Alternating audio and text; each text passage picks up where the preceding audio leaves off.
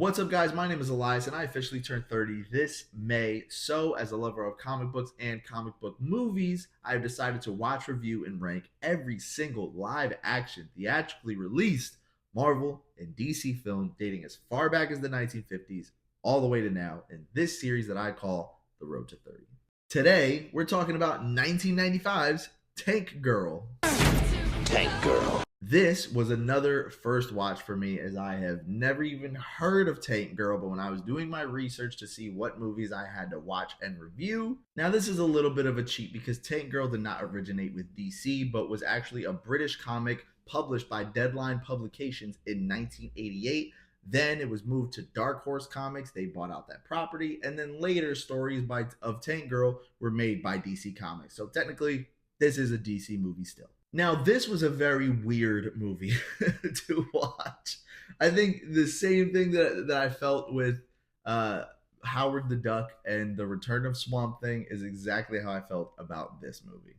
It's got its own style. It's kind of fun. It's very goofy. It's very weird. It's just an odd amalgamation of a bunch of different types of quality. And I don't know, man.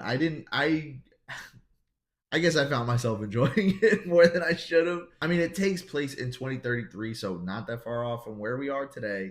And it's kind of this post-apocalyptic affair filled with mutant hybrid kangaroo people and radioactive bulls and holographic dudes, like villains. Dude, I don't know.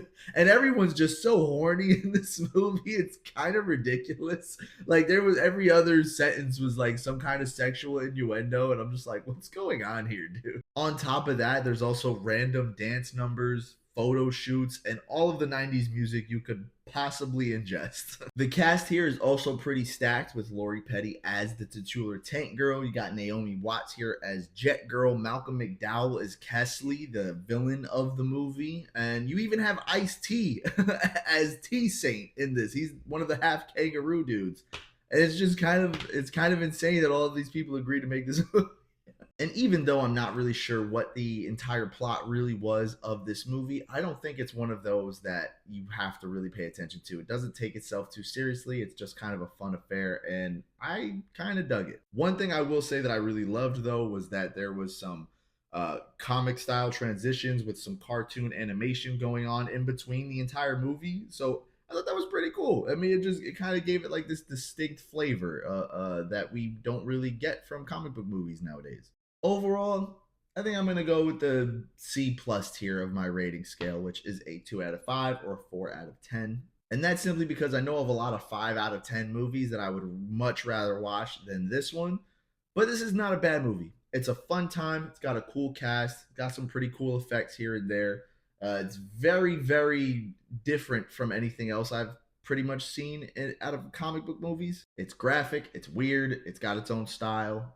I mean, if you're a fan of just things that you could kind of turn your brain off and just enjoy it for what it is, this movie might be for you. But it does have me thinking, which era was stranger? The 80s or the 90s? I guess the jury's out on that one. But that's all I got for you guys. So if you enjoyed this video, remember to hit that like button and get in my comments with your thoughts on 1995's Tank Girl, as well as which Marvel or DC film you're excited for me to review next. Until next time, guys, take care. And God bless.